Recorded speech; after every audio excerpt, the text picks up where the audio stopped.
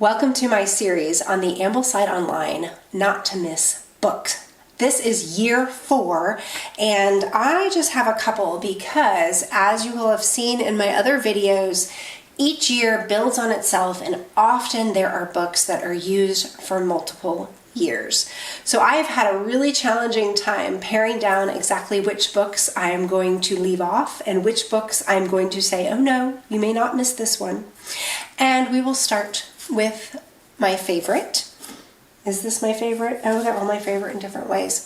So this is my favorite author from the Ambleside years, and this is the Storybook of Science by Jean-Henri Fabre. Fabre was a French scientist who, really we'll call him a naturalist. He studied bugs in particular profusely ever since he was a small boy. And he has a very poetic way of speaking and explaining what he sees, and the stories in here are essentially his observations and the relationship between different creatures. This particular book, The Story of Science, goes through, it is not just, he has one about insects, which I also love, but this one has a ton of different types of scientific observations. So he's got the metals, metal plating, gold and iron, fleece, cotton, paper. So he explains how these different things are used. Cows, the building of a city, the old pear tree. Well, I'm not going to read all of it. The sun, the atmosphere, electricity, the experiment with a cat. The experiment with paper, the velocity of sound. So it really is a very wide range of topics that gives a student a really great foundation for scientific knowledge, but also whets the appetite for encouraging their curiosity, that they would look a little bit closer, that they would be inspired to find things out for themselves, because that is what Fabre did. He looked, observed, and found things out for himself. Let's see if it says what year he was active.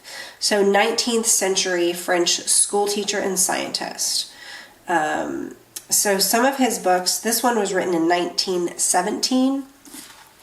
Now, I had a friend ask, should we be just looking at old books because a lot of the Charlotte Mason curriculum will pull old books. And we do have a lot of old science books in our homeschool rotation, and these are one of them. And the reason is because the way that he observes and wonders over and explores God's creation. I heard that he was a Christian, and I do not know that for a fact, but the way that he wonders over God's creation, it shows me that he has that imprint, that he sees the beauty of what is there and just marvels, and then has the gift of language to be able to explain what he sees in a simplified way that we can all understand and really get into that world with him. So my kids, when they have read this, and actually I have my older students read this on their own. So this is a year 4 book, and yeah, my 4th graders all start at year 4 reading this, and then they take it through year 5. It takes about 2 years to read through. They're just reading 1 chapter a week and writing a narration. And I have had my kids come back with all kinds of questions, all kinds of, oh, did you know? And then they'll out with whatever the thing was that they learned in this book. So all right, the next book not to miss is Trial and Triumph, and this would be a church history book. It specifically is geared toward Reformation, Protestant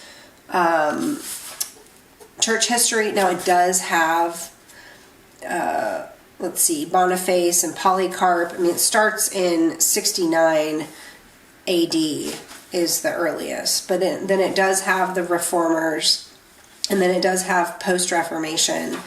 So this would not be a Catholic selection, but it's a great one for those of us in the Protestant denominational track. And some of the stories are pretty hard to read. Some of them are sad. There's a lot of martyr stories in here. So, you know, some people do wait until kids are a little bit older. This is 4th grade.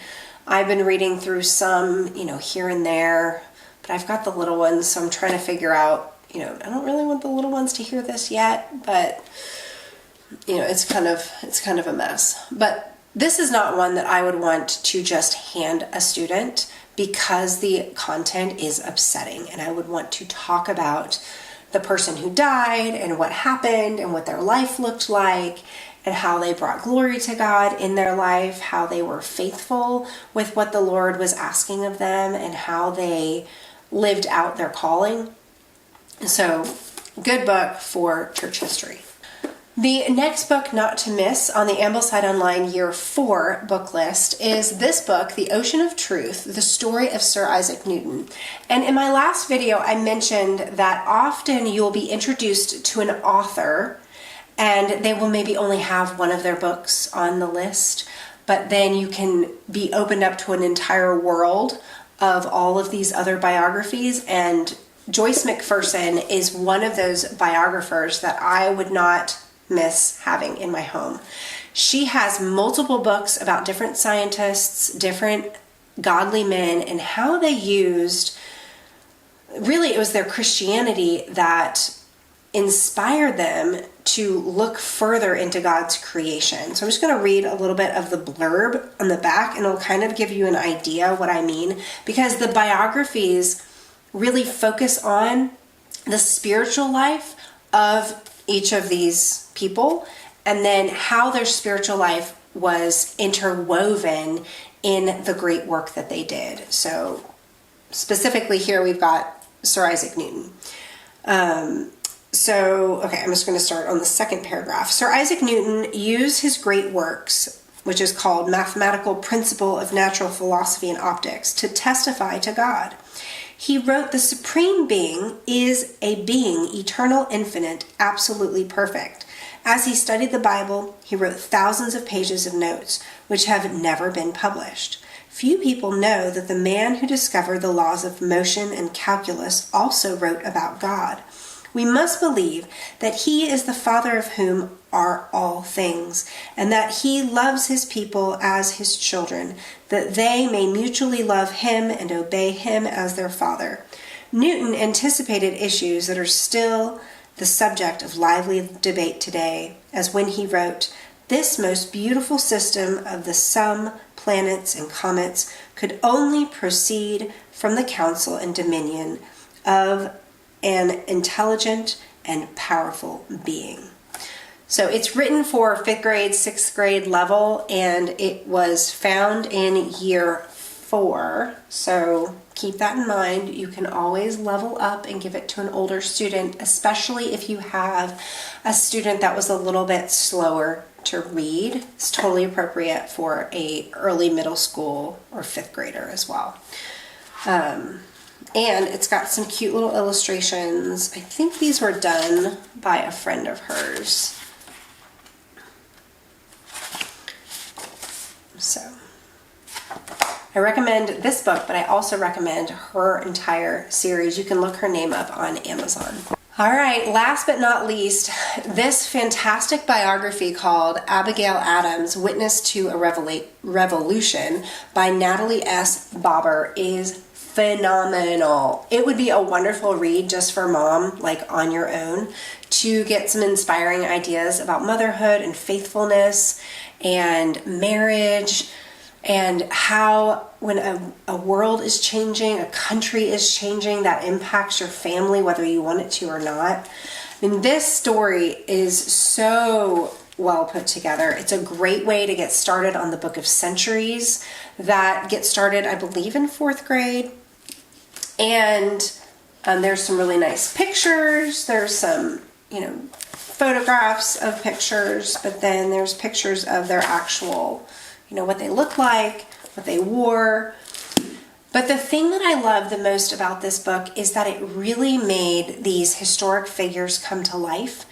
It showed the corresponding relationship, the correspondence between John Adams and his wife Abigail. They spoke back and forth. They had many years of separation where he was overseas while she was back at home holding down the fort.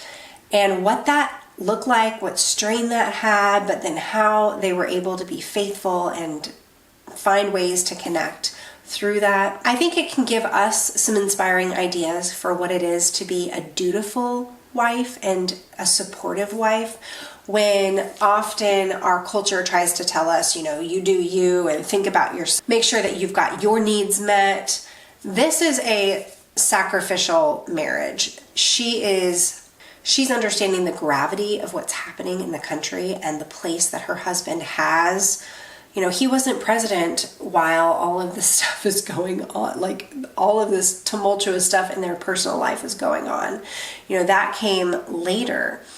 And then just the vision that she had for her home, her household, her children. I really loved reading this aloud with my students.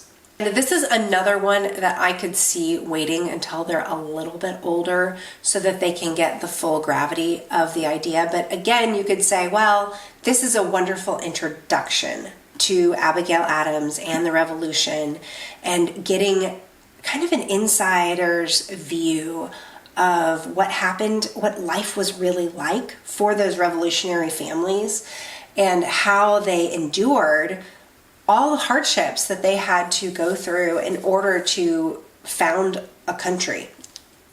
So, Abigail Adams, check it out. Well, that's all I have. Thanks so much for watching, and I'll see you next time.